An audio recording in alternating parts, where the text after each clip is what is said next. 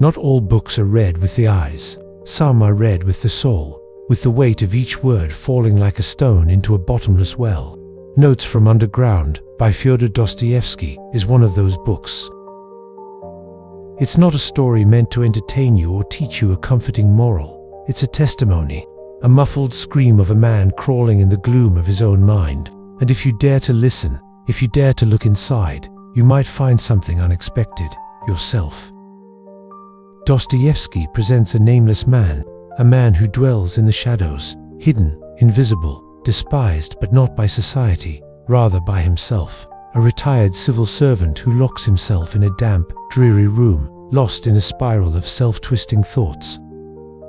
He's not mad, though he seems so. He's not sad, though he suffers. He's too aware of his own existence, of his own misery. And in that cruel lucidity, in that hyper-awareness, lies his tragedy. The voice that speaks to us from the underground is that of someone who rejects reason, mocks progress, and spits on the idea that humanity can be predictable, calculable, molded by logic and utility. No, the man, he tells us, is irrational by nature. He self-destructs even when he knows he shouldn't. He acts against his own well-being because, deep down, he fears being just another cog in the machinery of the world, a predictable and replaceable part in a structure that transcends him.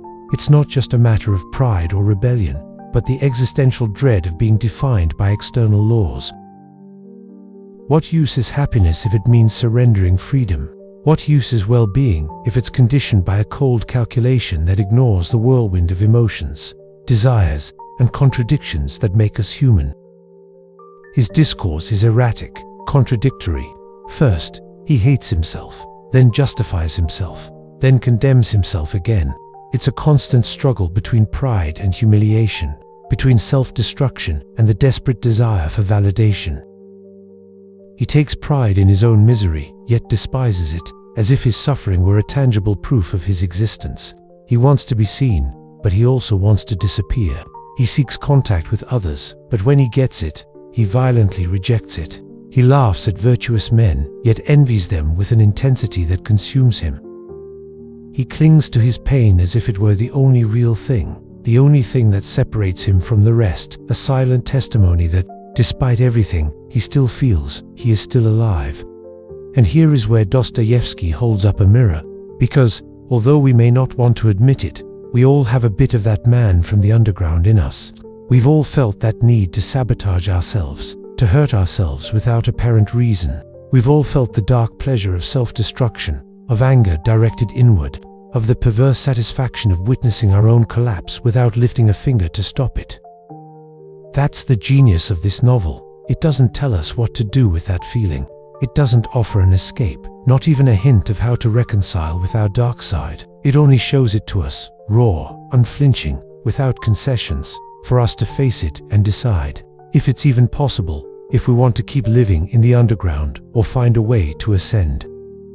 In the second part of the novel, the protagonist tries to leave his cave. He seeks contact with others, but his emotional clumsiness and bitterness make him fail again and again. At a key moment, he meets Liza. In her, he sees a reflection of his own misery, but also a possibility of redemption. Liza represents a crack in his wall of cynicism, an opportunity to experience a genuine connection, something that his tortured mind can't tolerate, because accepting redemption would mean admitting that his suffering is not inevitable, that the underground is not his only fate. Unable to sustain that light, he destroys it.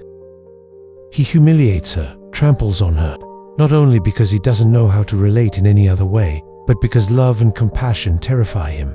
He feels unworthy of any tenderness, and in his desperation, he prefers to drag her down with him rather than confront his own vulnerability. And when he finally realizes what he's done, it's too late. He's left alone again, trapped in his own hell, confirming his belief that there is no escape from the underground, that the condemnation is his and no one else's.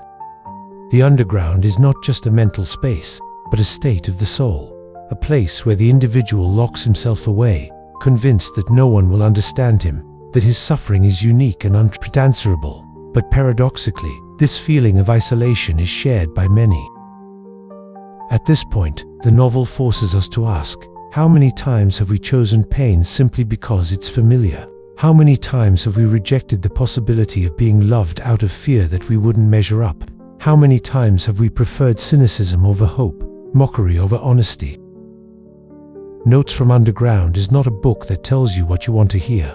It doesn't give you answers, only questions. It doesn't offer comfort.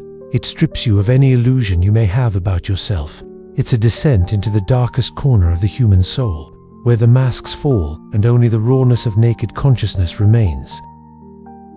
A place you might not want to know anything about, but if you're honest, you'll recognize it as your own. Because Dostoevsky doesn't just speak to us about the protagonist, but about all of us, about that hidden part we prefer to ignore, about the contradictions that torment us, about the internal battles we fight in silence. Because in the end, what is the underground but that space within us we try to flee from? That voice that whispers to us when we're alone, that impulse to destroy what we love, to mock happiness, to wallow in the mud, just to prove that we're still human. If you dare to look inside, be prepared. You may not like what you find, but if you do, share it with me in the comments. Have you seen yourself reflected in the underground? What do you think of the voice that speaks to us from the shadows? Share your thoughts and subscribe to the channel. And if this analysis resonated with you, share it with someone who also needs to face their own underground.